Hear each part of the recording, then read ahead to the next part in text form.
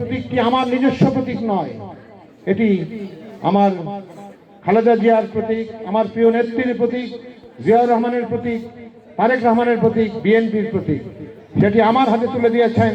সেই জন্য আমি আমার নেত্রীর প্রতি এবং জনাব তারেক রহমানের প্রতি আমি ধন্যবাদ এবং কৃতজ্ঞতা জানাই।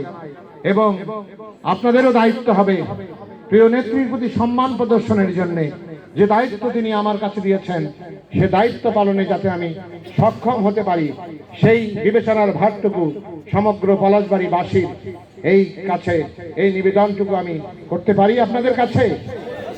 এবং আপনাদের কাছে আবারও এই মহেশপুরের সংগ্রামী জনগণের কাছে, পলাশবাড়ির সাহসী যোদ্ধাদের কাছে আবারও আমার করুণ নিবেদন, করুণ আকুতি, আমার প্রিয় নেত্রীর জন্যে আপনারা দোয়া করবেন।